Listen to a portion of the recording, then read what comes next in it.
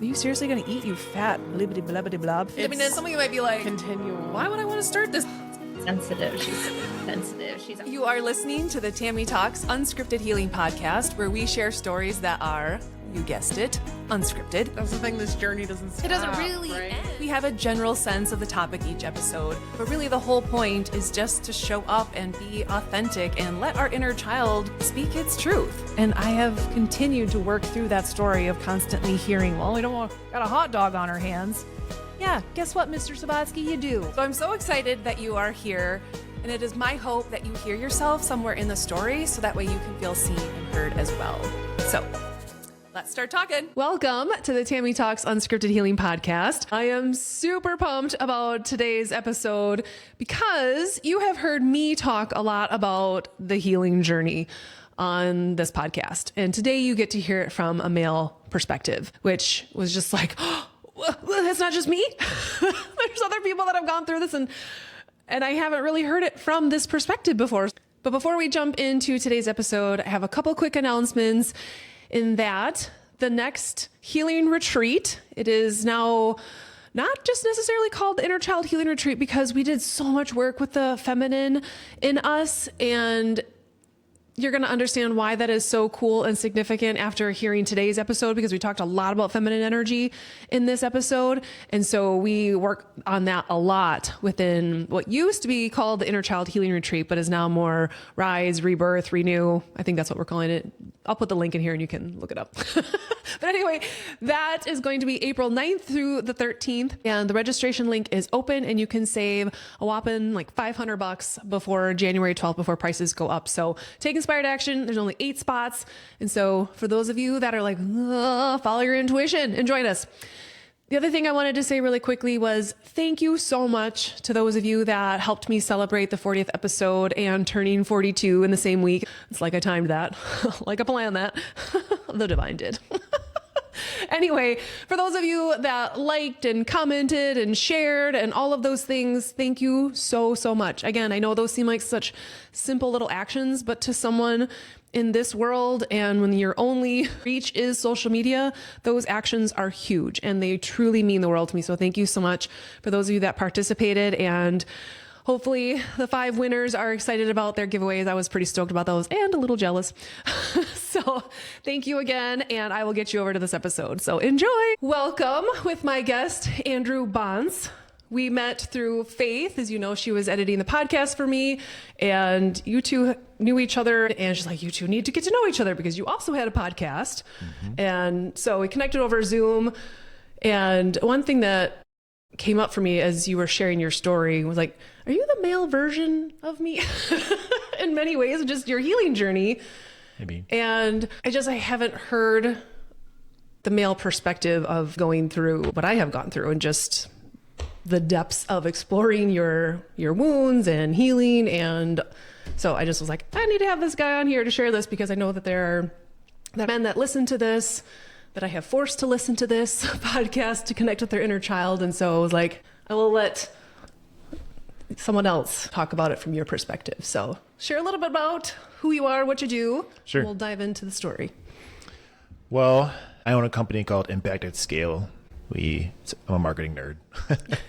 But we work with health and wellness companies to help them create a ripple effect to change the world is my goal. I had started a podcast a couple of years ago called Resisting Beta, the Men's Health Podcast, because I lost a friend to suicide on my birthday in 2020. And I decided to use the pain, which has kind of been a trend of mine. Yeah, same. Where it's like versus numbing the pain, which right. A lot of people find vices and things to numb it.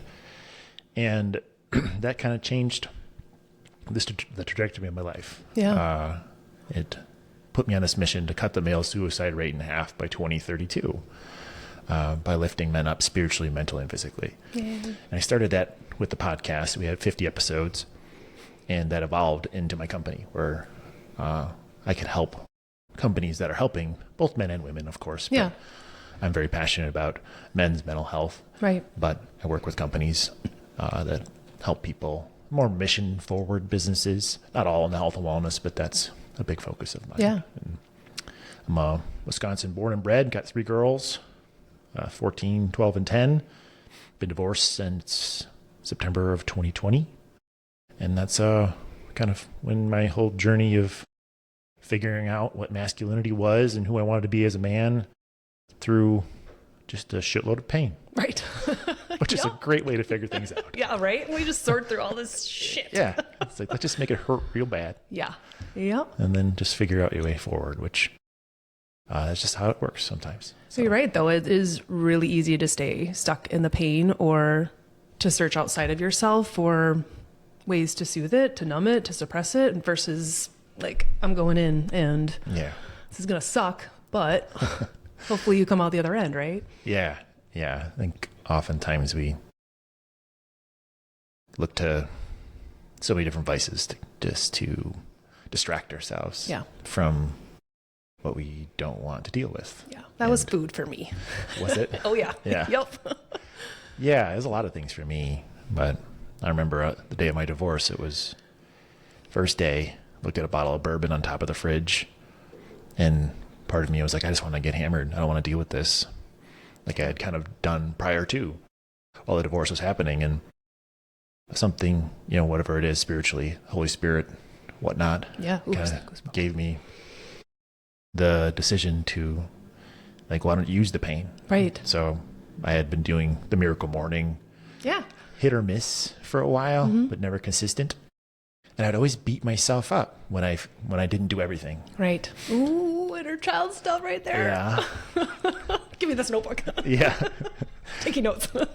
So then I would, I simplified it. I broke it down to something I call micro habits. Yeah. I was like, I'm going to give myself permission just to do the base. And I decided that was waking up before sunrise and journaling for 100 days in a row. Wow. Some days I would do all of the savers method, if you're not familiar. And some days I would just wake up before sunrise, I would journal, and I would go back to bed. Yeah. Hey. Because box checked. I won the day that day. And, Yeah. And it taught myself discipline. I taught myself I could accomplish kind of whatever I wanted to. Yeah. And after that, I worked out for 100 days in a row for 7 minutes using an app called 7. And I love that because most people think if I got to work out, it's got to be at least 30 minutes or it's not worth it. Mm-hmm. And I have a very similar story with doing outside every day for a straight year because I used to have all these check boxes of like, if I was going to be outside, I had to be running. I couldn't just walk. And this was no joke. If I wasn't with somebody, it felt like I had to be running and I had to, run a certain pace or I had to run a certain amount. And I'm like, why? Like, why can't I just get outside? And so that became this thing. Like, no, I just need to get outside every day, whether it's 5 minutes, because there were some times in the winter where like that was legit all I could handle. But I was like, I did it. I won the day. yeah. Or, sometimes it was an hour, but it didn't matter. I just needed to kind of check that box for me emotionally and energetically. So I get that. Yeah. And I started a podcast at one of my previous jobs, and it just felt called to make a difference.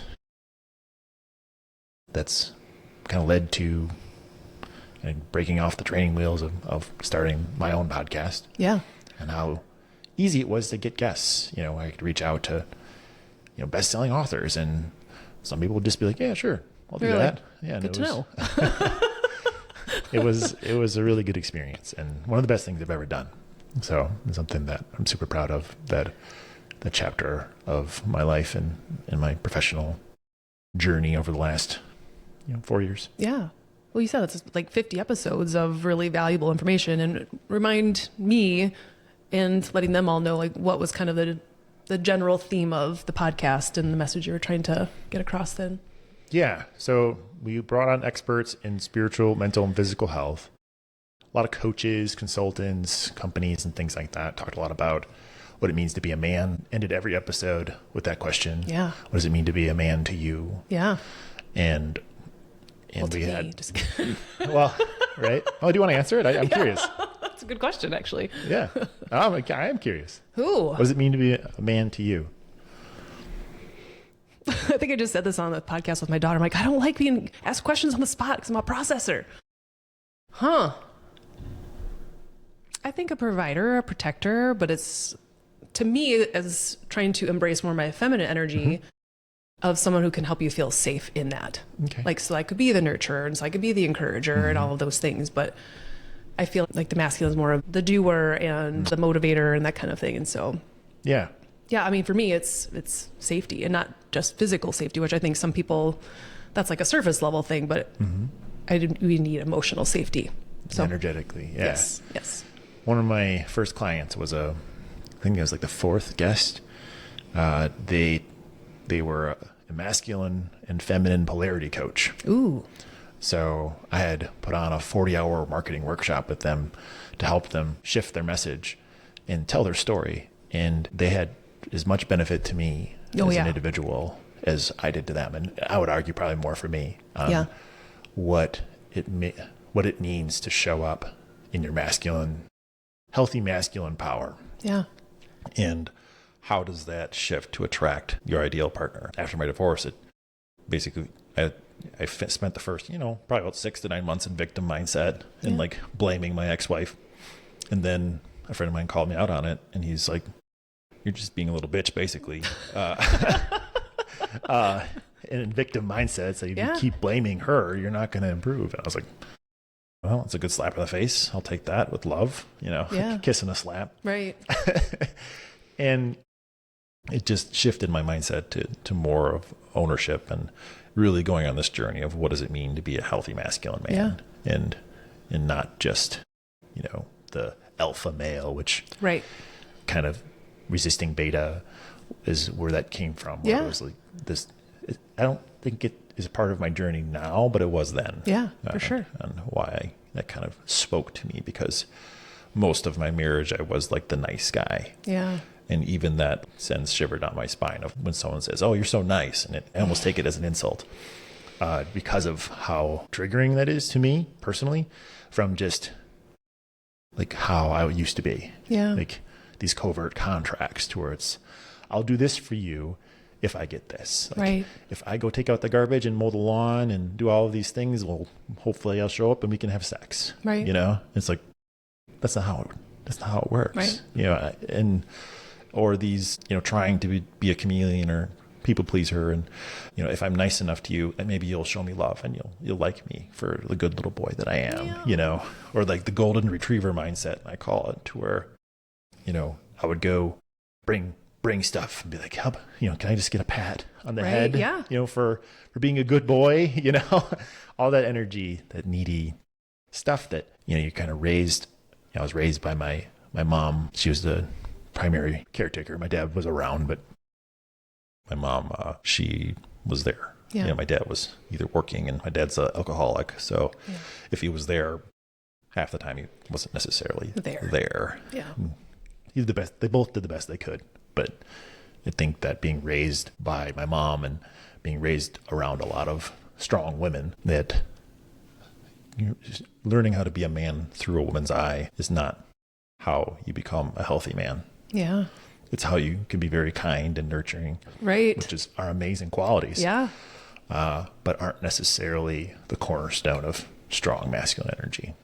Right. And there needs to be a balance in, like I have masculine and feminine energy, but like for you, it was distorted more with the feminine energy and masculine. Whereas I think myself and a lot of women that I work with, it's very much the opposite, is we're more in our masculine energy and trying to get things done and taking care of everything, and versus like really being tapped into your emotional side and all of that. And so it's like, that's been a work in progress for me. Like, you know what? I can slow down and meditate before I get to my to-do list for today. And it's funny you say that. Like when I was working at that polarity coach, when she would work with women and help them understand their divine feminine, on their businesses would 10x. Yeah. Right. I tell women that all the time. Like, if you are this successful in your business and just being in your masculine energy, imagine how much power if you actually utilize this whole other side of you. Like, it's like, it was described on this last week's podcast that I get passionately aggressive. So I haven't thrown anything yet. I did do that at the retreat a few times where I was like, you signed a waiver. So. Hopefully it was soft. Yeah, it was a pillow once. So what does it mean for you now to be in your healthy masculine? Or what did you learn through that process and showing up different?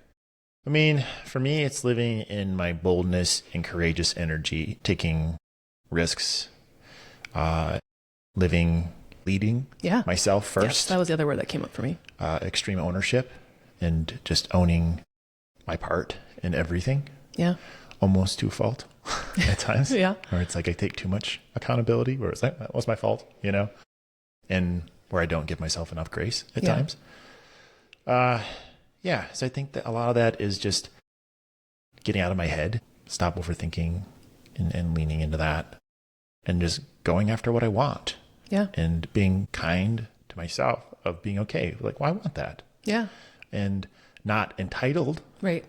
but old, it's a pendulum, right? To like old version of me was like, I'll give you what you want, and maybe you'll give me what I want, and it's just not a way to actually get what you want. No. You're trying to help other people get what they want. So then hopefully someday Right. that they will realize that your value. So then you'll get what you want. Right. Yeah. So just more not shifting the pendulum all the way over to be a egomaniac. Right. and, Exactly. like, my way or the highway, and I'm going to get mine and screw all you, Yeah. like I'll never be that Right. person because my mom raised me and, Yeah. which is amazing. So now I'm just trying to balance out the pendulum. And I feel like I've done a really good job personally. Yeah. And, I think also figuring out strength and what that means and doing hard things, being disciplined and doing the right thing, even though it's not what you want to do. Yeah. I believe in a healthy relationship, the man is the CEO and the woman is the COO, Yeah. where oftentimes the CEO needs to do the hard thing, even though it's not popular. Right. And you see it in like movies, like the movie 300, where the king warrior in there, he has to go off to war. And you could tell the queen didn't want him to go, Right. but she knew what he had to do. Yeah. Right. And he knew what he had to do. He wanted to stay in the warm bed with his beautiful wife, Yeah. but he had a kingdom to protect. Right. Yeah. So that philosophy has kind of gone into this rabbit hole of psychology for me of understanding the healthy masculine archetypes of the king, the warrior, the magician, and the lover. Yeah. And figuring out where I'm in balance and where I'm not. Yeah. And you phase in and out. So this last probably 2 years have been a big emphasis on figuring out where my strengths are. Like I'm a very strong warrior, like getting shit done Yeah. mentality I'm very good at. Yep. But the healthy lover is not a strength of mine. Like the seeking out the joy and the pleasure in life just to go through the world and smell the flowers Right. mentality. Yeah. I mean, it feels like that comes back to worthiness too, of feeling worthy of those things. Well, yeah, that's one thing with working with a coach. I hired a life coach in April. And for the first time in my life, he brought up the difference between self-worth and self-esteem. Ooh, yeah. Let's go there. Yeah. Yeah. For most of my life, I would do self-esteem things Yes. and think that would give me self-worth. Right. And it never was enough. Like Stuart Smalley, like talking in the mirror and it wasn't enough. Right. Good enough. I'm strong enough. Yeah. God, if people like me. Yeah. I mean, validations are part of, like, that was one of the things that, versus the you statements, versus I statements to you statements, Yeah. but reprogramming my own inner narrative of like, I would ruminate and that kind of stuff Yep. and get stuck on these threads of things that happen. Right. Yeah. Oftentimes I'm the person that's like, if something happens to me, I'll walk away and I'm like, I should have said that. That would have been perfect to say. And because, the trauma responses of freeze or flight, I would freeze. That's why I don't like to be asked questions, because I Right. literally Yeah. go into freeze because I'm like, I want to make sure I answer this right, because I'm Yeah. already like analyzing what you're going to think of my answer Right. before I even have a chance to answer. Yeah. Yeah. It's wild. And it's being self-aware to that point. And that was one of the reasons why my previous relationship didn't work. Yeah. And I guess I got in a long-term relationship after my divorce. Sure. And I was aware of it was happening, but I couldn't do anything about it. Right. Because it was just how I would react. Yeah. Right. And it was just one of those things like, maybe this relationship isn't one I should be in. Yeah. Unfortunately. Well, I'm glad that you pointed out too of things being trauma responses, because it's really easy for people to say, well, that's just how I've always been. Like, yeah, because it's a trauma response. Like, Because something happened. Like I got locked in a closet during a tornado, you know? right. So yeah, I don't like being confined in small spaces or whatever it is. But like, That actually happened. Like, oh my gosh. there's a tornado where the rest of my family got into the basement and I got locked in my parents' room. Oh. And I one of my strongest memories as a kid when there was a tornado that came through and the wind pressure had made it so all the doors couldn't be opened and it was so noisy that they couldn't hear me. Oh my gosh. So I hid in the closet and just, fetal position and then waited it out, Oh my gosh. Yeah. I could dive into that one. I bet. Yeah. Whew. Yeah. Wow. That's real. Mm-hmm. But it's even little things like, that's not a little thing. That's a huge thing that happened in your childhood.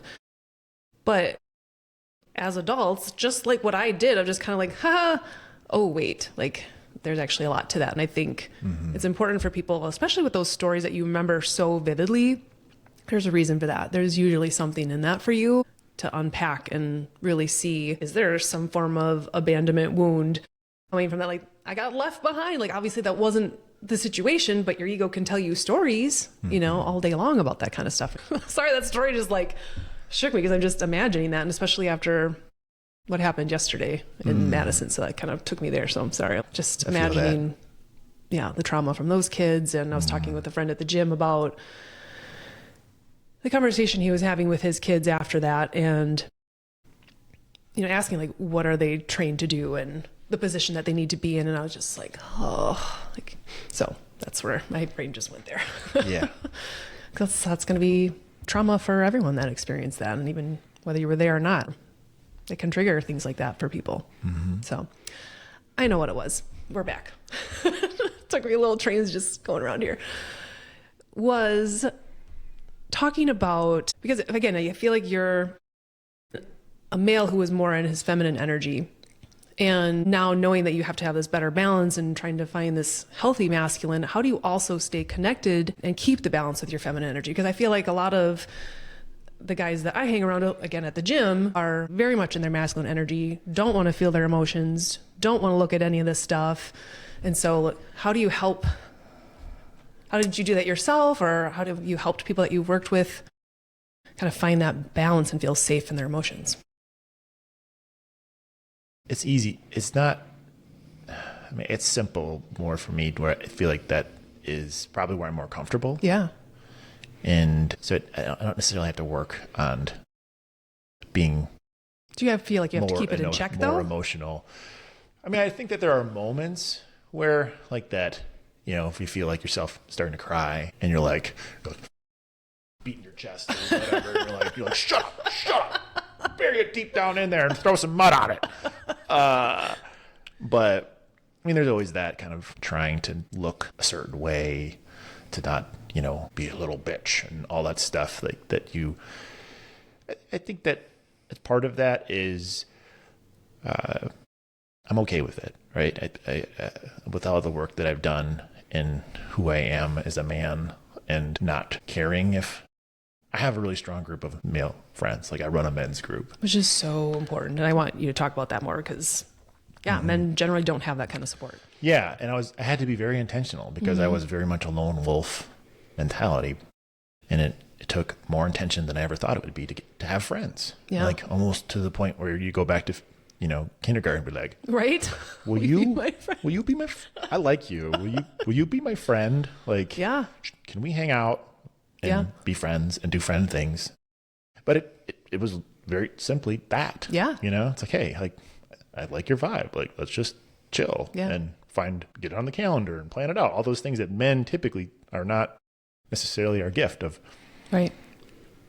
Planning things and bringing community and all that stuff. So right. So I think that I'm very emotional dude. Like I can cry on a dime. And yesterday I remember yesterday's a tough day for me. Yeah. I can pick up energy. Yeah. And same. Especially with my love bucket is kind of full. Like when I'm full, which I have been, which is amazing. I've never felt this good in my entire life. Yeah. And surprisingly enough, it came from being alone. Right. Like I left, I was in an engagement. I left that last March and my coach is like, you're in a moratorium, like no longer going to go from relationship to relationship to relationship. Right. You have to figure out how to be alone. Yeah. And for the first time in my life over the last few months, it's like, wow, I feel really good. And like that energy is being able to attract, the right people to me. Right. And kind of repel some of the people that aren't the right people. Where it's like, you feel icky. Like, I don't. Like a little buzz zapper. Like you're like, oh, wow, you're unhealed. Like, oh, okay. Oh, I mean, I can man. help you, but like, That is hard. I'm not going to let you into the circle of trust. Right? I had a friend call it, I was visiting her home and she called it the Zen Den. Right? I like that. You got to be in the Zen Den, but they had to start setting boundaries of who was. Right. You have to protect your space and your energy and your peace. And yeah.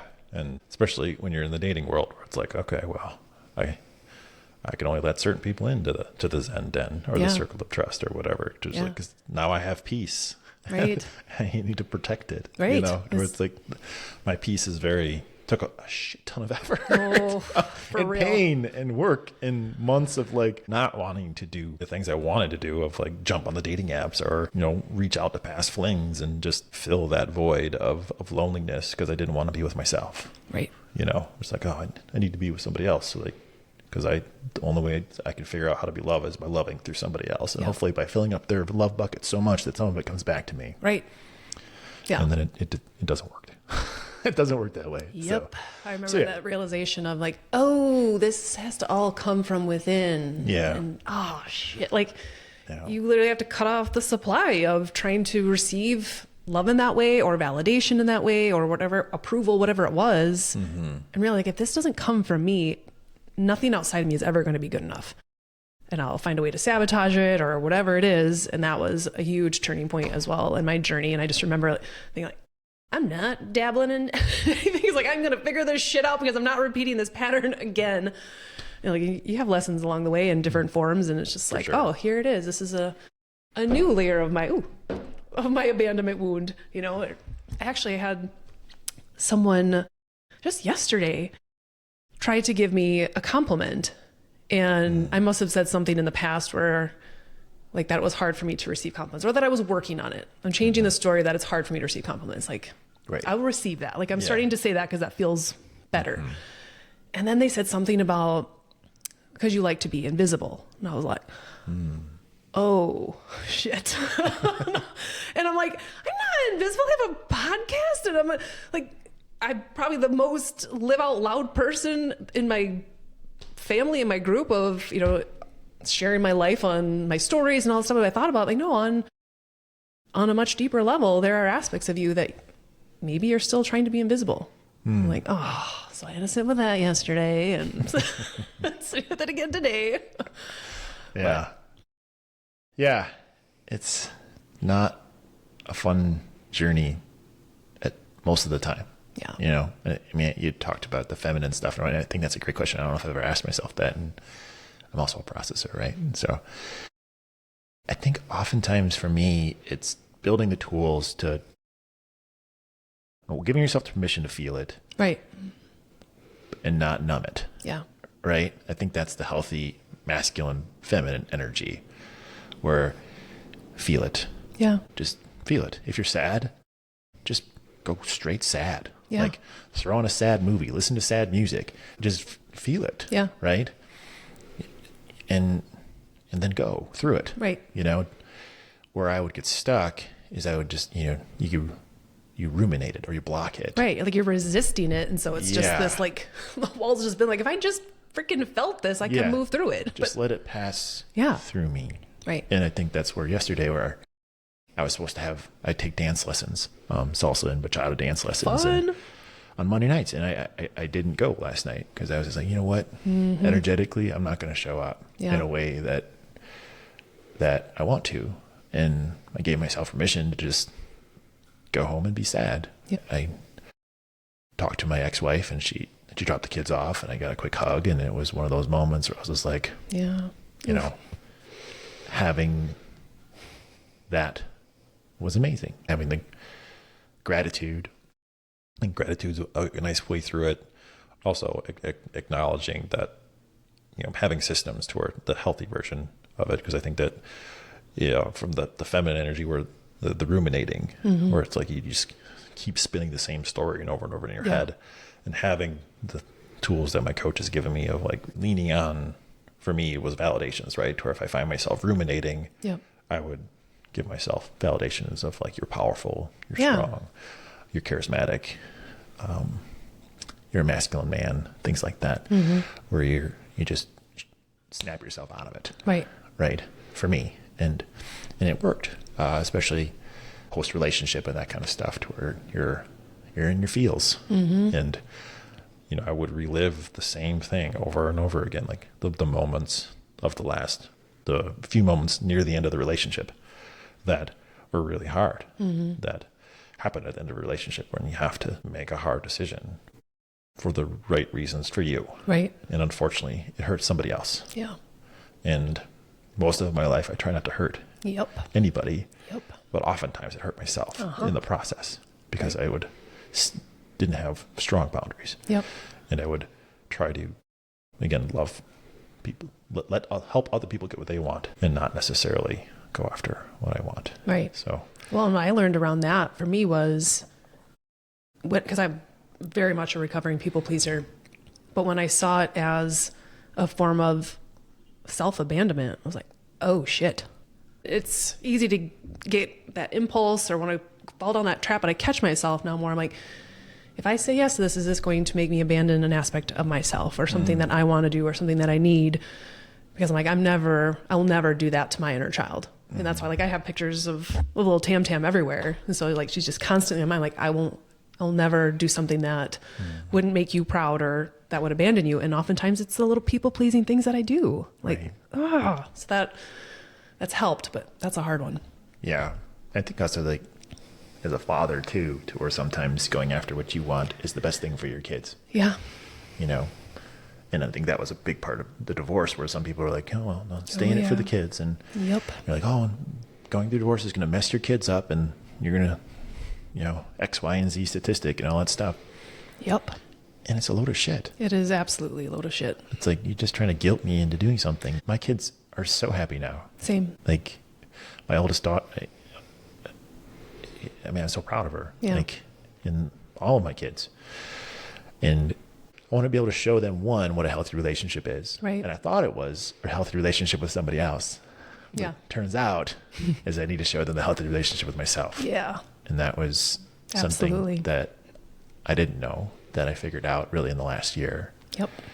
And now, like, my daughter asked me a couple weeks ago to come to the gym with me. And no prompting, nothing. She's like, Dad, will you come? And then she brought a friend. That's cool. And so, well, that says a lot about the energetic space you've created to allow her to feel safe. Like, that speaks volumes. So being a girl dad. And also the pressure or the responsibility, maybe both, of being a version of who my daughters will attract someday. You know, positive or negative. That's very true, though. I mean, if you think about that, is you are modeling to them of what to, you know, I think of how I was before, and Aria was absolutely modeling me. And I'll catch her falling into people pleasing things. She did that with me, and I started to call her out. She didn't want to tell me how she felt because she didn't want to make me mad or sad or whatever. And so, but she was absolutely a reflection of me. And I remember thinking, like, if people don't think that they're getting childhood wounds right now, being in this energetic space that we were, and that I was a shell of myself, it was so blatantly obvious. I was like, well, at least if we're in a better energetic space and doing this healing work, and my kids see, you know, the progress that I've made and that I'm happier and healthier and all of these things, like, it's incredible, the reflection in them, and just, again, how safe they feel in their own emotions now, whereas I was not creating that space for them before. I had Aria on the podcast. I hadn't shared on the podcast yet that I was going through a separation. So her and I were kind of talking about it, but not talking about it, but just the healing that her and I had done, because there was a time where I couldn't do anything right. And so now people are like, oh, you just wait, she'll be a teenager. I'm like, I feel like I already did that with her a couple years ago. We're like, no, that was when she was like 7 and 8, when that's when she hated her mom. Right. And now it's just very, very different. We're so close. And it's a very cool thing. So yeah, Yeah. a lot of healing can happen on the other side of those things too. And it's just people's projections, right? Trying to protect you. Like, Yeah. Projecting on other people. Yeah. It's, especially your kids. ooh, It's a hard one. it is. I mean, it can be as simple as like, oh, be careful, but like little things like that. And I would catch myself with my kids and like, I want them to, I mean, there's a level of that, but there's also, I'm creating this sense of fear and worry in them and like, let them explore and let them be curious. And so I remember when they were young, like I'd have to kind of catch myself on that. Like, okay, is this a you thing? But that can go into a million other things. And now, like your daughters, some of them are in middle school, and my daughter will be in middle school next year. And just, we've talked a lot about projections and kind of getting prepared for that, of Right. the things that, you know, kids say to you is often Yeah. something that they're going through or they're projecting onto you. And it's very, very rarely ever about you.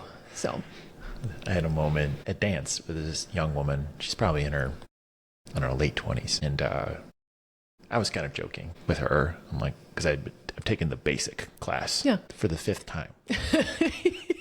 no one needs to know. That's minor detail. The 5th time.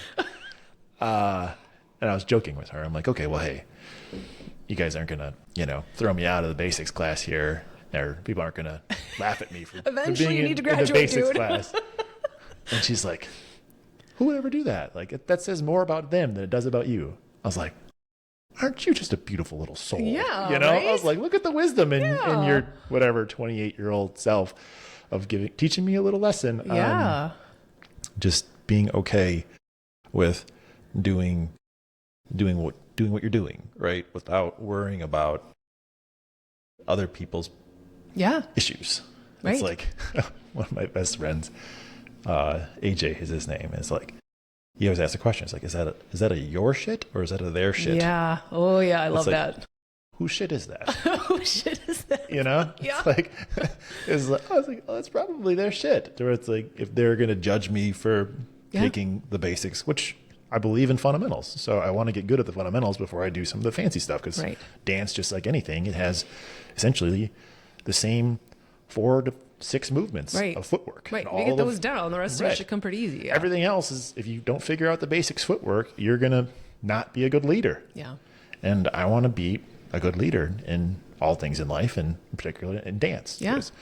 Because it makes a huge difference if you've ever danced before, that if the person leading knows what they're doing, it makes it much smoother for the follower. Right. And it's just a really beautiful piece of the masculine feminine I was just going to say that. polarity. Yeah. Like, It is. It's like, it's totally allowing her to trust and just like follow the lead. And it's also funny to where it's like from a just energetic chemistry standpoint, where the women who know how to follow are amazingly sexy. Yeah. But the ones who don't Yeah. are like, ooh, like, I don't care what you look like. If you can't follow my lead, like, how's this relationship going to be? Not that, I mean, that's one of the nice things about this dance, where it's not romantic, right? Yeah. You ship different, you show up by yourself and you dance with everybody like in a circle. Yeah. Right. Over and over and over again. So there's no, in the movies where you're like dipping and like all that stuff. We're like, hey, how you doing? And there's none of that, right? If you want, I mean, if you want to take it to the level, you can, but it's just a really interesting little melting pot of the healthy masculine and feminine. Well, especially I could see if a woman was having a hard time like surrendering control and wanting to lead, and you're not going to work well together. Right? Yeah, absolutely. It was funny where I was talking to a woman. I met her at a speed dating event, and we were having a conversation about intimacy and what it means. She asked like what it means to like be like what I wanted. Yeah. Right. And I had talked about towards like, I want a woman that, knows how to surrender when she feels safe. When I provide the safe energy that she can surrender into her feminine. Right. And she ended it after that conversation towards like, well, I'm an independent woman, and I'm raising my daughter to be an independent woman. I will never submit to a man outside of the bedroom. And I'm like, well, it doesn't work that way. Yeah. At least not for me. Well, and again, like I said, I think the pendulum has swayed so far for even women. And my buddy Santino was on here, and that was, I think the title of his episode was Redefining Masculinity. And he was talking about his wife, and she was here, and the balance that they have. And he was talking about, submitting, and he was talking in like biblical terms about it too, and kind of referencing some of that. But I think that it's our own stuff when you don't see the actual like intention behind it. Like, yeah, submitting or surrendering for a very fierce, independent woman, like can sound, but like, no, that's not what it's about. It's very, It's energetically. It's right? energetically. It really is just feeling safe. Yeah. It's allowing, it's a trust. Yeah. Letting your guard down. Yeah. It's like, okay, well, I trust my man. Yeah. I trust the leader right. of our relationship. So I can be creative. Yep. I can be kind. I can be soft. I can be nurturing, and I'll let him. I'll release that. Yeah. Right. And in today's world, it's not it's a pendulum thing. I use the pendulum a lot. I do too. People are like, that's her thing, because she right? say that in here all the time. I do. Yeah. And it makes so much sense though. This pendulum of the feminine, right? Yeah. Or the feminist movement. Yeah. Where it's swung so far. Like, back in the 40s, where it's like women's only place is being barefoot and pregnant right. in the home. Well, that's bullshit. Right. That's not what I'm talking about. Yeah. But it swung so far the other way where like women can do everything the same as men and they like it. Mm-hmm. But if you don't like it and you don't want to be that, then there's something wrong with you. Right. Like this, it's celebrated, right? And it's like, okay, well, can we come somewhere more here to where it's like, well, women are amazing nurturers, and the divine feminine is one of the most beautiful things on the planet. But it takes the healthy masculine to bring that out. Right. And that's the yin and the yang, right? And it's one of those things where it's like, energetically, I've seen it in dance. Yeah. I haven't seen it in a relationship in my life, but I've seen it in other people's relationships where it's like, wow, like, look at that. Oh, wow. That's how that works. And it's that oftentimes the independent woman, would say, okay, well, you don't need to hold a door for me or whatever. Well, I want a man to hold a door for me, but I also want this and that. And they try to kind of take all of the good without some of the surrendering of things. So it's like, okay, well, you can't, it's hard to have both. Yep. In life, have the cake and eat it too. Is that the saying? Or I don't know. I think so. Yeah. So the whole masculine feminine polarity thing is something that I'm a nerd about, and I love talking about it. It's fascinating. It's super fascinating, and it's also triggering to a lot of women, in particular in Dane County. Which is fine. I mean, I'm okay with it, and I will be fine no matter how many people I trigger, and because again, it's their shit.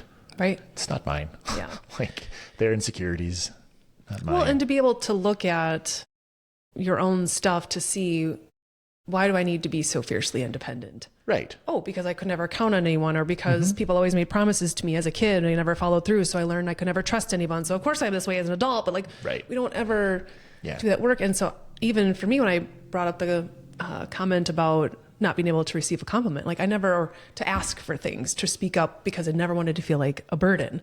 Or on every intro, it was about the whole hot dog thing and like shining my light and all this stuff. And so I never wanted to be seen as that. And so in order to be in my feminine energy, I've had to go all the way back into some of the childhood wound stuff, heal some of that so I could actually start to allow myself to receive. Right. And it's like, that's where even just saying with a compliment, like, I will receive that. Like it's triggering everything in me right now, but I will receive that. Yeah. So it's one thing to be like, I'll be in my feminine energy. Like, okay. Like you get pulled back and in and out of balance all the time. So like, this is, daily work. I think it gets easier to kind of stand in your ground about it, but you learn how to sway with it when you need to and come in and out. Like, when do I need to be more of my masculine, or when do I need to be more of my feminine? But yeah, it's energy, right? Because I think people hear masculine, feminine, yes, and they're like, "I'm a woman, I'm a man." It's like that's not what we're talking about. Right. Like one of the things that Polarity Coach talked about was most men are operating out of their wounded feminine. Yeah. Yes. And most women are operating out of their wounded masculine. And until you heal those wounds, you've built up these reactions to these triggers based on those wounds, right? And I call them the boss babe energy, to where it's like, but the resistance to, help or surrendering or whatnot are attached to something. Yes. Right? It came from something, from hurt. Yeah. That hasn't been healed, right? And it's a defense mechanism. And there's nothing wrong with you. Right. It's just you have a wound. Right. You have a wound, and this is how it's showing up. I went through my divorce, and I had a dad wound where I married basically the female version of my father. And it didn't work out. Interesting. And then I was like, okay, I really worked on my father wound. Yeah. And I forgave my dad. And it was like, my dad was doing the best he could with what he had. Right. And it took a moment with him, sitting down with him, where he shared some stuff, like what his childhood was like, where there were moments where he would hide in his closet because his mom was throwing knives at his father, and his brother would beat the living crap out of my dad, and they would fist fight and just box until they were bloody. And he would just like fetal position in the hallway some nights. It was those moments where it's like just seeing him and he still has those unhealed wounds. Yeah. He just seeing him as a man, right, who did the best he could. Right. And then after that, it's like, I got a lot of growth from that. Yeah. And then I went through the relationship with my ex-fiance, and I realized that I had mother wounds. How did that show up for you? More like that, having that safety and security of a mom to take care of me. Sure. And through love, not necessarily like financially, but that did show up a little bit. Sure. Where like my ex-wife always made more money than me, and I would in my entrepreneurial, I would start making it, and then she didn't necessarily like entrepreneurial version of me. She just wanted me to get a paycheck, to do it her way, and I resisted it, but then I wouldn't. Then I would resist it, then I wouldn't, and we'd fight every 18 months. And then to a point where I was like, well, I'm growing and you're not, so this isn't working. But then I found my ex-fiance, where she kind of supported, or she was successful, and my mom always kind of, oftentimes if things got tough, she would help throw some money my way. Sure. To help things out, and helped not necessarily from the nurturing side of things. I was attracted to that. Sure. And then until I wasn't, all of a sudden I feel like well, I'm sure the more you that shifted, and I was like, ruh-roh. okay, this relationship just all of a sudden became very apparent, and why I chose it initially, but why it isn't working right now. And I don't see it working going forward because so that relationship is now complete, and now it's like, okay, I feel good. Yeah. And where I'm at and who I am. And now it's the venture toward of, where do I find all the healed people at? Right.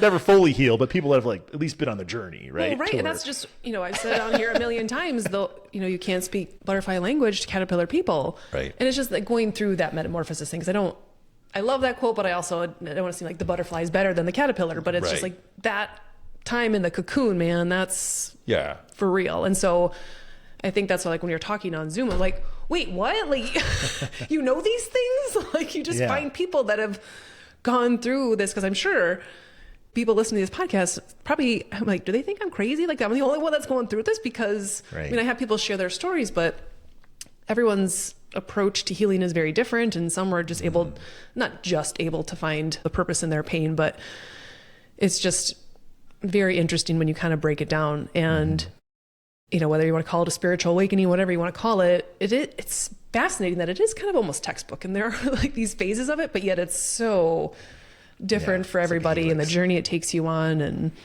it's not linear. No. That's the hardest part, where it's like, damn it, I thought I figured this out. Right. How do I keep going like da, da, da, da, da. Oh, hold on, 3 back, 2 forward, 3 back, and you're like, all right, you son of a bitch, figure It's like this out. Chutes and Ladders. I just thought about it. Like if the game shoots. It's like, look at me and no. I rolled a 7. No, damn it. I'm never gonna play that game the same. It's like I got to do this all over again. Yeah, look at that. It's That's like great. I fell for a tight pair of pants. Damn it.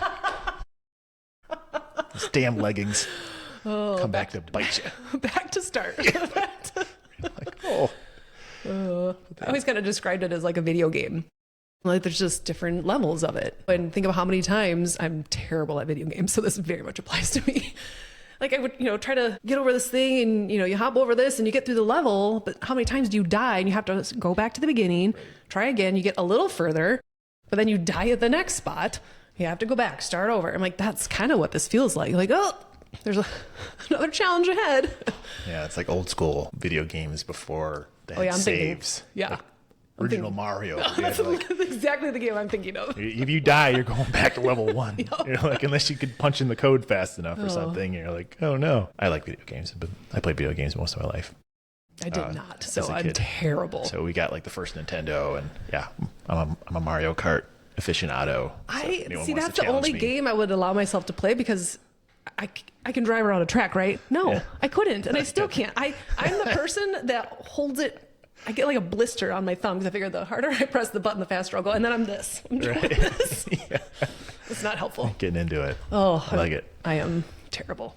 Yeah. But yeah, being that, you're like, oh, that stupid one little pit that I just can't getting over. And it's like, oh, I'm going to try hopping like this. And you're like, how about this? And you're like, okay, well, how about I just do this? And you're like, oh, I figured it out. And then you're like, ha, ha, ha, ha. And then you're like, another pit. You're like, damn it. Right. Just when you think you got it, like, oh no. Mastered the shit out of that pit. And you're like, all of a here's a sudden, deeper one. you're Great. like, woohoo. And you fall in. There you go.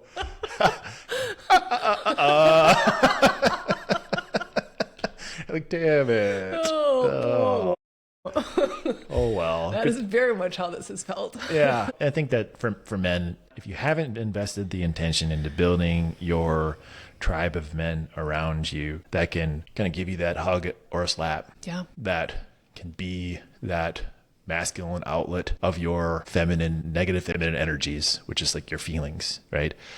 Because the woman in your life should never be your therapist. She certainly can be your best friend at times, But she shouldn't be your therapist. She shouldn't have to be the burden of all of your feminine energy, which is your feelings, which is okay. Your masculine friends, male friends, should be your outlet for your feminine energy. When you are hurting, having your male group of friends just Ooh. to come to and say, hey, I'm hurting. Wow. Will you listen? I just see all of my guy friends' heads being like, what? Just exploding. Like, nope. and if it's not for you, then that's okay, because everyone's journey is their own, right? Where I've spent most of my life stuck in my wounded feminine. Yeah. Right. So the nice guys out there, Yeah. the nice guys who have been friend zoned way too many times, who have a hard time getting the woman that they want, right? Whatever that's figuratively or literally. And because oftentimes you're stuck in your feels, and I would go to my ex-wife and be like, oh, I would go to my ex-fiance and I having a conversation with her, and I had to have a very, very poignant question. I was like, hey, I just need you to listen right now. Mm-hmm. Like, what I want to happen, and we were watching this masterclass by Esther Perel, and I think she talked about as one of them that, asking the question, she's like, do you want to be helped, hugged, or heard Yes. right now? Yeah.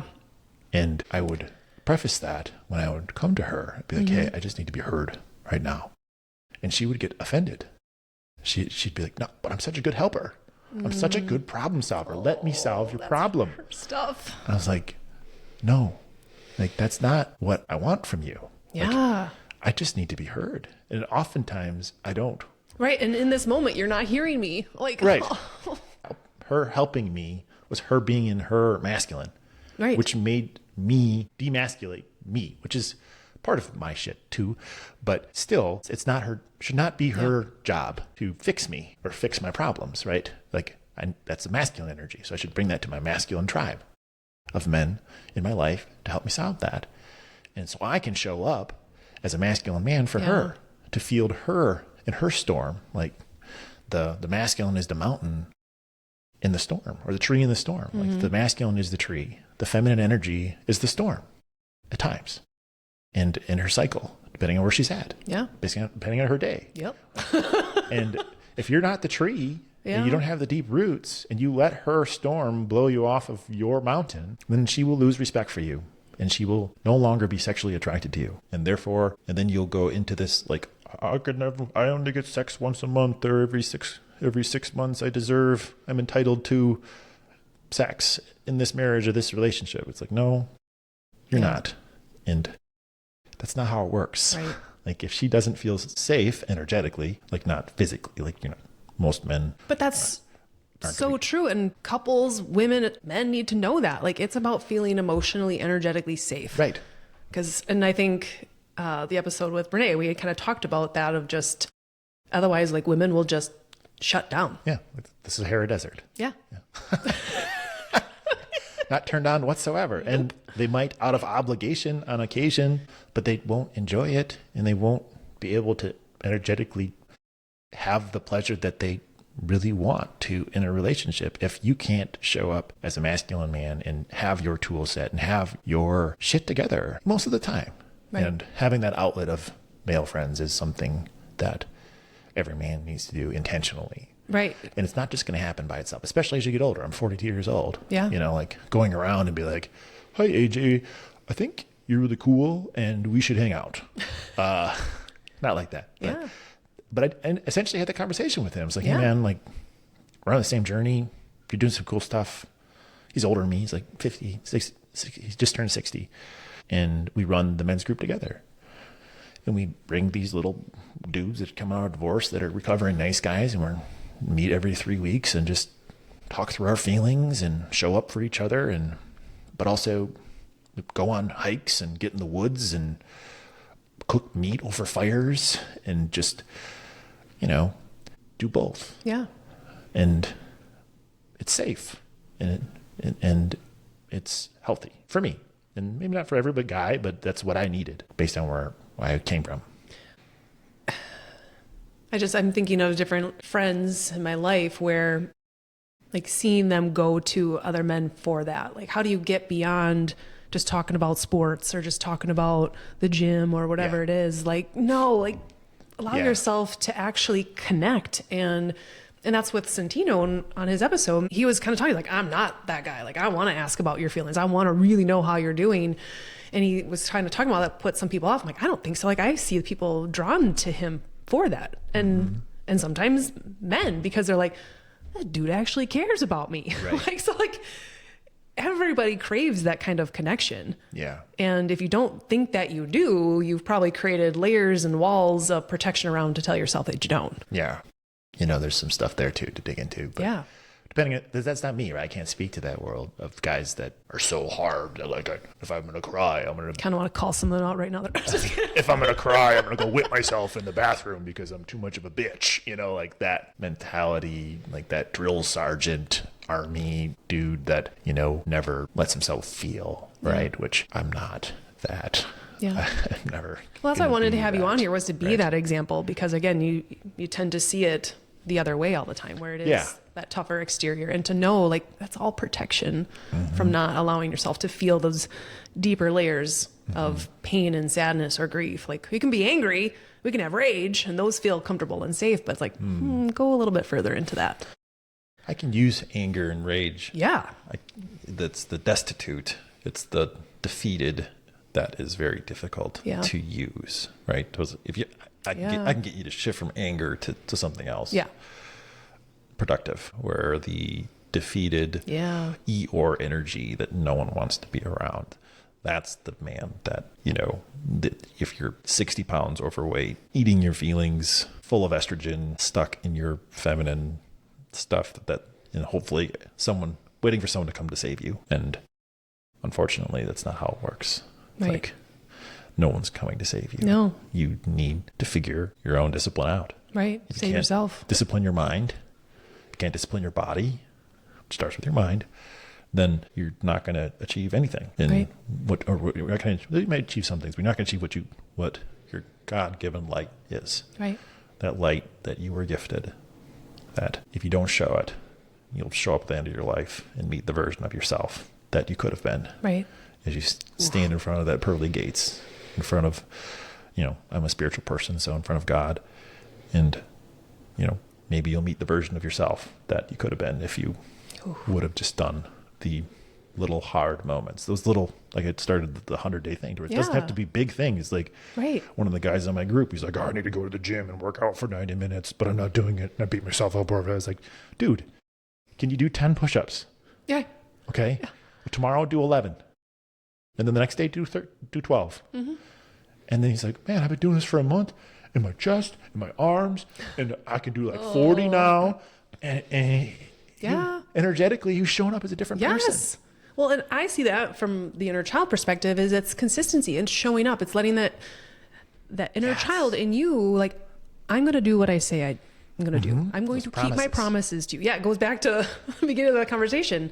It's all about consistency. And I feel like that was a huge shift for me, was when I finally just started to feel worthy of feeling good. And became my non-negotiables. It's really transformed. It's like, oh my gosh, this was always reparenting. This was always inner child work and just me showing up every day. She knows she can count on me and I'm not going to abandon her.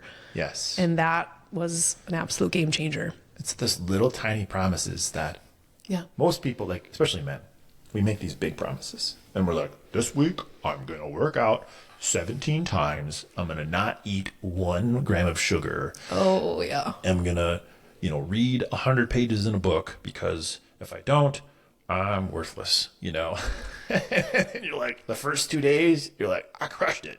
And then you miss one day, and then you dive into the pit of like, I'm terrible. I'm not good enough. Like, I couldn't accomplish this ridiculous goal that I should have, I saw on Instagram that someone said I needed to do to be a man, and I failed. So therefore I am not a worthy individual. Oh, right. This, and that, right. Yeah. And I think, again, how triggering that kind of stuff is when we set such lofty goals, or we are doing it from a place of hate or disgust or whatever it is again, like thinking from an inner child. If I'm trying to get my kids to do something, coming at it with that kind of energy is not going to motivate them. And they're likely going to resist me. And who knows what they're going to say behind my back, right?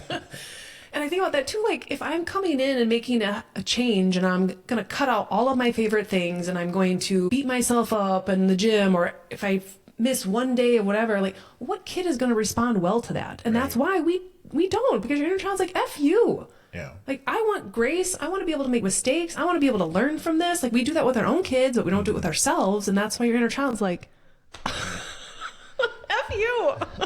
Yeah, like, I often think about like the monks in those movies, like the unhealthy monks were like whipping themselves.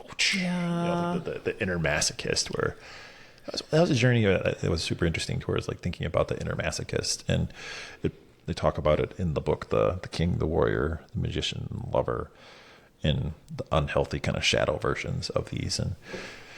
And just on how, where it's like, that Catholic guilt of sorts. Yeah. Where it's like, oh, well, I was bad, so therefore I got to say my this and that and all that stuff. And you're like, oh, well, okay.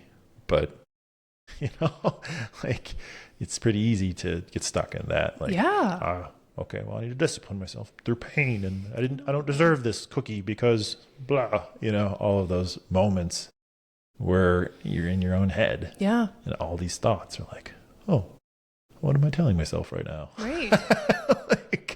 It's like, oh, that's all right. Well, no wonder why I'm such a strong warrior king, but I can't even be a good lover to myself. Right. It's like, I can't even give myself the joy of this tiny dark chocolate. Right. And just savor it versus like, oh, I've talked about the dark chocolate on here before. Like, I'm going to eat 17 of these dark chocolates because I'm a piece of shit. Guilty.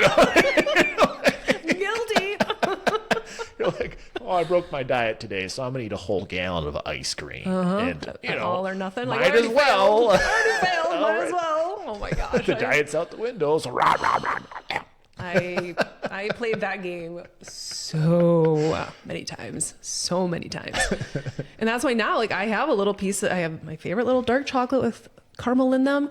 And now I'll have that after lunch and supper, and I savor it and I enjoy it. Whereas before I would have felt so guilty about that.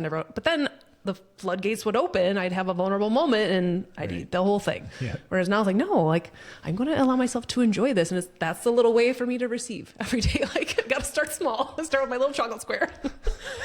Whereas before I was like, I can't do that. You know, I said on here, like my sister could. She could eat ice cream. She could have dessert, but I couldn't because I would gain weight. I would get fat. I would whatever. I had all these stories around it. And I changed my energy around when I had it and wasn't bringing guilt and shame to the table and just like, I'm going to savor this and enjoy it. And yeah, so it's a whole thing on, you think of like the levels, like it's just up here on the little dark chocolate level. And it's like, Right. oh man. I love food, but have to have the healthy relationship with it, right? Oh, yeah. Where it's like, oh, okay, well, the only way to getting to your health goals is by developing the discipline with food, and it doesn't have to be these sprints to Right. like, oh, all right, it is now January 1st. I am going on vacation in March. So therefore I am going to restrict and restrict and restrict and restrict. And I'm going to do these crazy diets and then, Yep. take hydroxycut and Did it. Check. do these cleanses and all these things. And then, you gain and lose the same damn 10 pounds over and over and over again because you haven't figured it out how to do it in a way that's sustainable. Right. Right. Well, and I always saw it too, once it finally clicked for me, is that I was basing my worthiness on my weight. And I was going to get that test over and over again until I learned that those two things were not. And because my inner child's like, oh, so we're only worthy if you weigh 20 pounds less? Right. So let me get there. Like, guess what? Now we're going to put on those 20 and then 20 more, but I finally okay, I have to feel worthy no matter what weight, shape, size, whatever I am. Can I start there or can I at least know that that's the goal? It's so funny, like the worthiness, like oftentimes the weight loss worthy, at least for me, where it's like, oh, if I lose the weight, then I will get the women. Yeah. Like, oh, okay, if I'm fit or whatever, then the women will just come and be like, Just come. yeah, if you build it, they will come. That is not true. It isn't true. It doesn't work. I have also found that is not true. It does not work at all. Or it's like I've lost the weight and they don't. I have to go get them. I have to like be bold and courageous and be like, hey, you are You pretty. just stand there on your mountain. Right, like, come to me, women. I am man with beard and bald head. So I have many horns of plenty for you. No, it doesn't work that way. I don't know what that was. But yes, so no, it doesn't work that way. So it's like, oh, all right, well, that's weird. It's like, okay, I thought if you have the money, you have the fitness, you have all of these things, these skill sets, these self-esteem based things. Yeah. It's like, Yeah. it'll work. And it doesn't. Nope. It's the opposite. It's like, okay, well, first I have to love myself, and then I can put myself in situations where it's like, well, it still doesn't work unless you go out and be bold and courageous and Right. ask the pretty woman to dance, Right. or ask her for her number, or ask her, slide into her DMs or whatever, towards like getting over those little tiny moments of courage where it's like, okay, well, going after what you want and being okay if you fail. And Right. Because knowing that your worthiness doesn't change whether or not the Right. person says yes or whatever. But It's it's like- like, oh, they didn't say yes. Like, that must be, Right. I'm not worthy or I'm not good enough. I'm not must be this. something wrong with me. Yeah. It's like, I must not be good enough because they said no. And it goes back. I remember like in middle school where those middle school girls are so damaging. I remember the middle school, this woman named Jeannie and her friend Emily. I won't say their last names, but they gave me a note. One of them said, and they were the pretty girls. They were like the mean girls in high school or middle school. And they said, and I knew it wasn't true, but they said, hey, will you go out with me? And I'm like, yeah, okay. So I went up to Emily. Jeannie gave it to me. And I went up to Emily. I was like, hey, did you write that? And she's like, no. And then they're all laughing at me in the corner. And it's those little middle school moments. Oh, it is. To where, like, that to this day. Oh my gosh. Of course you still remember it's that. still there, It's one of those moments where it's like, oh, well, all right, well. And I think it like blindsided me. I remember talking to people in high school, like, oh, just, when girls weren't interested in me, for whatever reason. And I went back and read my yearbook. There was like 50 girls in my yearbook that are all like, hey, we should hang out this summer and all that stuff. I was so blinded by this bullshit that happened in middle school. That I was so blocked that it's like all of these women. Isn't that interesting though? That I could have, just danced with. I was a late bloomer. I didn't get my first kiss till I was 18 and didn't lose my virginity until my early 20s. So I still to this day still figuring out how to pick up signals from women and if they're interested, because it's like, I don't know. And the people around me like, are you blind? And you're like, maybe. Yeah, she wrote it in your yearbook. Yeah, right? It's like, does she have to like, let's hang out this summer. How much more direct can you get? right? It's like, she must be kidding, like. Well, of course you would think that. Right. Yeah. Oh. I was really good at friend zoning myself. Well, that's safer, back in right? the day, And you don't yeah. have to worry about rejection. Yeah. Or get hurt or, Yeah. have to have another Jeannie moment or Emily moment of embarrassment in front of all of the popular people. Where, you're just the tall, goofy kid that, used to iron his t-shirts and wouldn't wear jeans because he didn't like jeans. He'd only wear khakis. Wow. And my mom, we were playing this game. My mom had a couple of cocktails and she never drinks. And it was mimicking someone else at the table, and she had drew my name. Oh boy. And she was ironing. She was ironing. No one knew what she was doing. And she's like, it's Andrew. He used to iron his t-shirts in high school. And I was like, oh, Mom. Like, that was a mom jab at me. I was like, one of those moments where it's like, I know as parents, we see our kids do like cringy stuff, and you love them through it.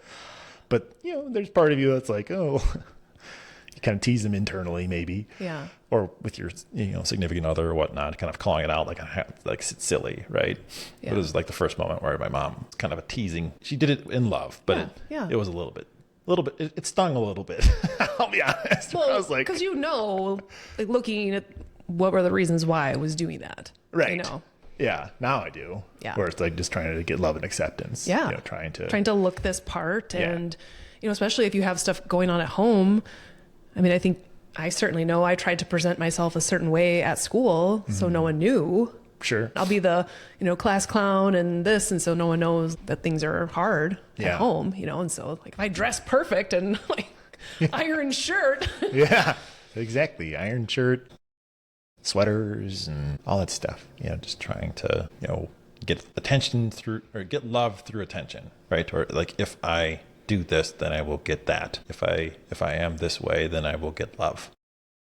Well, and when you think of that, like going back even further, was that how you received love or acceptance from your mom or for your dad? Like if I'm this kid, like then maybe I'm not a trigger for my dad when he's drinking. I mean, most of my stuff was, my parents were not super affectionate. Yeah. They never were. I think that's why I'm such an affectionate person now. Yeah. Or, that was one thing that was the hardest part to leave in my previous relationship. Is it was the first person I've ever had a relationship with that also received love through physical touch. Yeah. Right. To where going after that relationship ended, I felt like I was in like some like drug withdrawal. Yeah. Of like, oh, what the hell? Like it's gone and I hate it. So yeah, that was really hard. But so your question was, I was asking about your parents and how did you feel like you needed to receive love or? I mean, my dad, like when I was in my formative years, my dad worked third shift and he had an active social life, like softball, volleyball, at the gym, like just doing his life, right? Which, doing his thing. And my mom was also going to school at the time. So I was kind of left to hang out with just like me and my brothers and stuff like that. But oftentimes the only attention we got was through discipline, when we screwed something up. Yeah.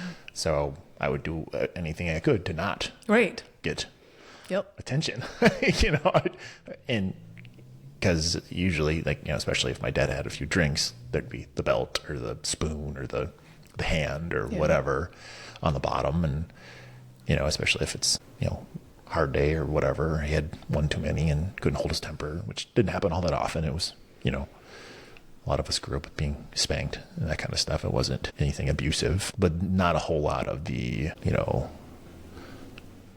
hug, kissy, feely Right. stuff. Like, Yeah.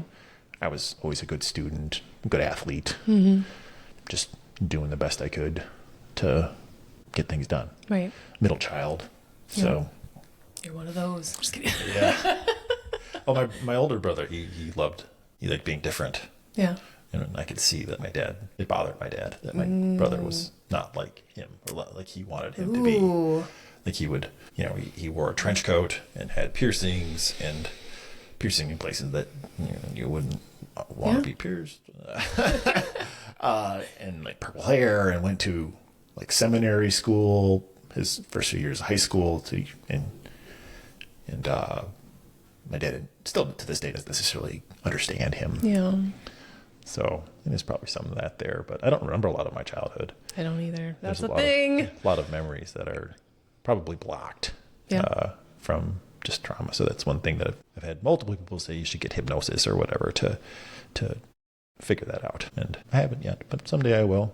Yeah. Maybe I'll do like one of those chemical retreats or whatever. There you go. The ayahuasca. I know, we were just talking about that in the sauna today. I'm like, oh. I'm like, maybe I'll try that out. I don't really like the whole pukey thing, Right. but Someday that pain will come out. But Right. One way or another, we'll get it out of there.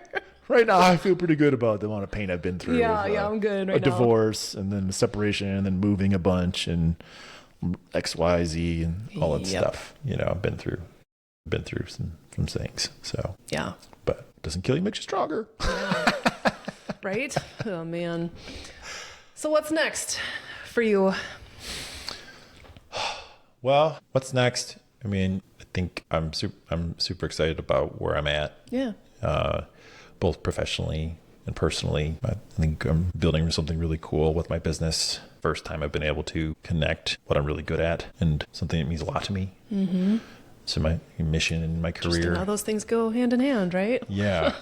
Yeah. And, also some of the self-worth and self-esteem stuff to where I'm also not very good at taking compliments, right?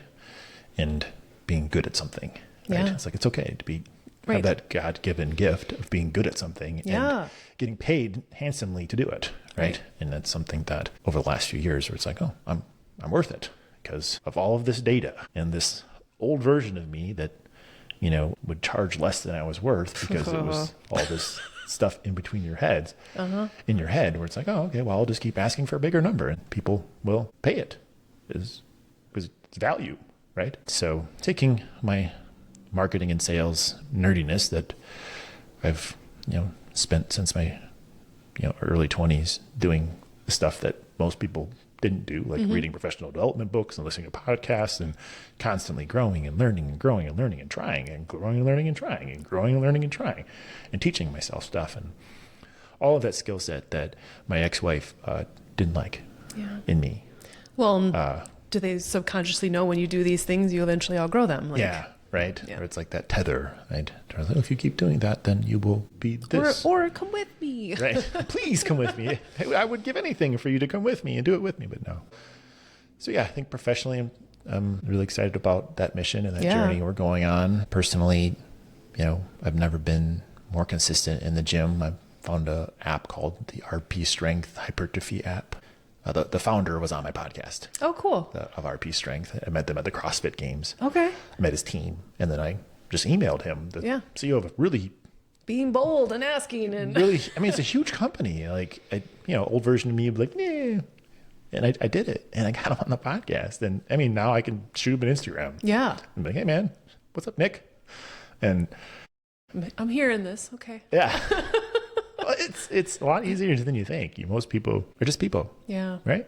And Right. it's Where like, you put people on pedestals. yeah, And, they're not on a pedestal. Like pretty girls aren't on pedestals. They're just people too, with their own insecurities and all that stuff. But that's a me thing. But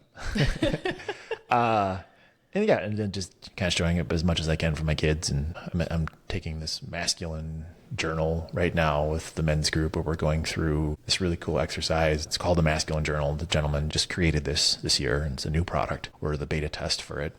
cool. And part of it is that I had not seen before in a journal is a joy rating.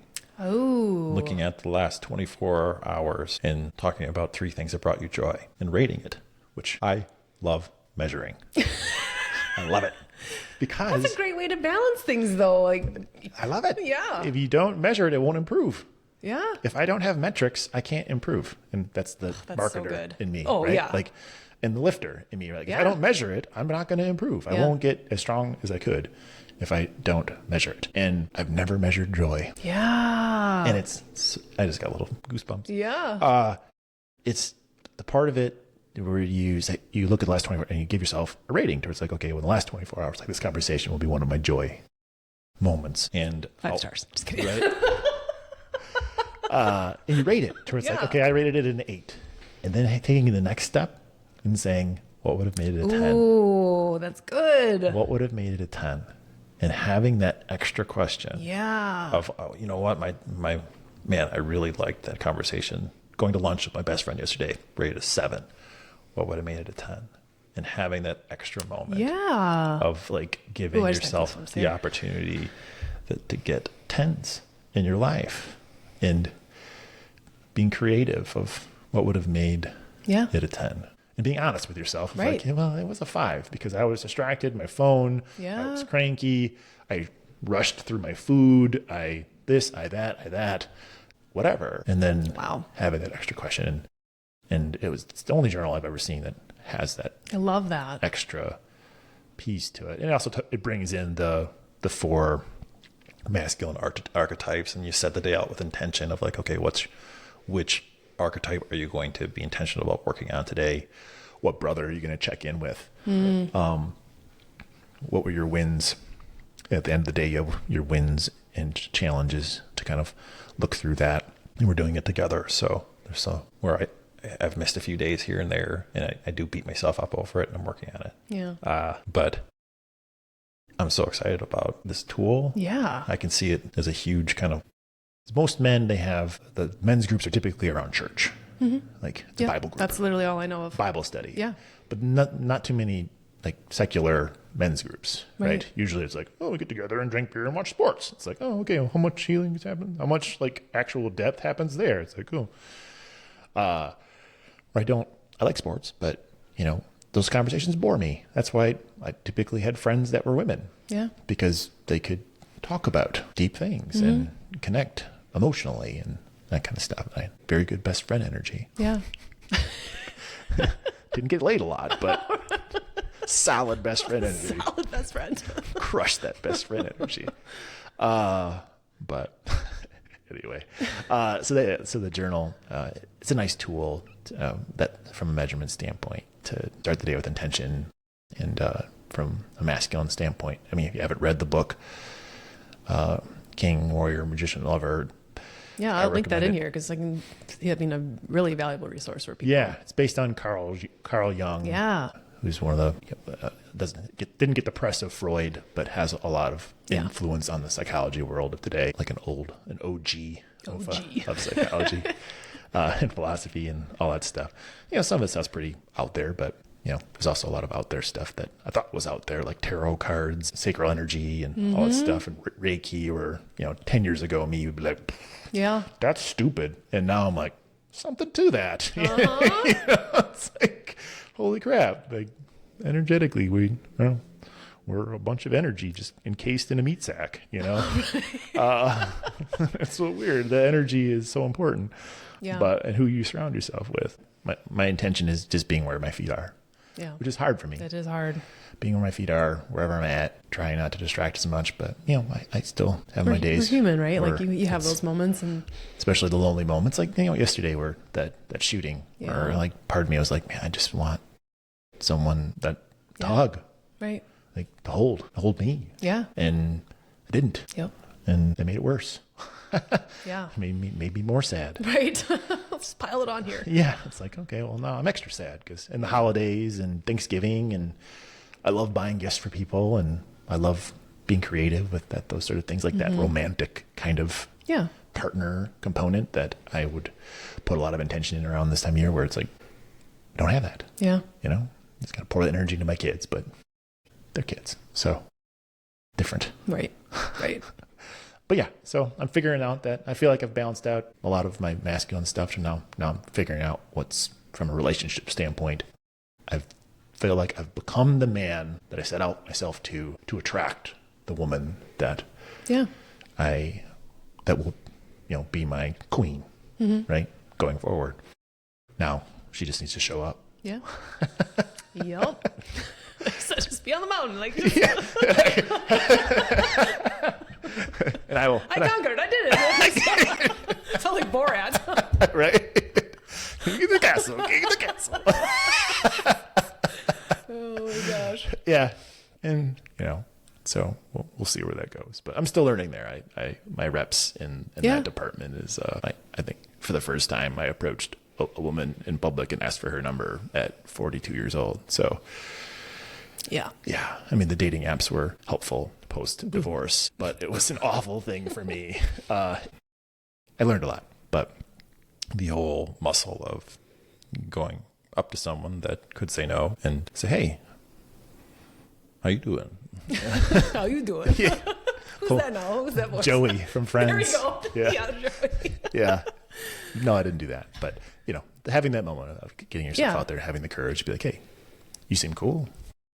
Let's go on a date. Yeah. And sometimes they say no. Yeah. And they have. And I was okay. I didn't die. You didn't die. Look at that. I didn't die. I was not thrown out of the tribe.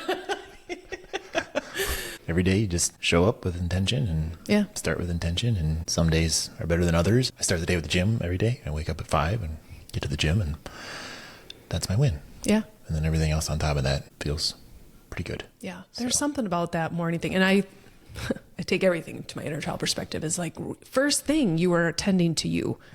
You're like, sweet, like you showed up for me. Cool. Like it just makes the whole rest of the day easier. And I think that's why. I mean, there's a lot of other reasons too, but we get our day started. And if you're already like taking care of your kids and you're at work and you're doing all these things, like you haven't checked in with yourself one time. And it's like me ignoring my kids all day.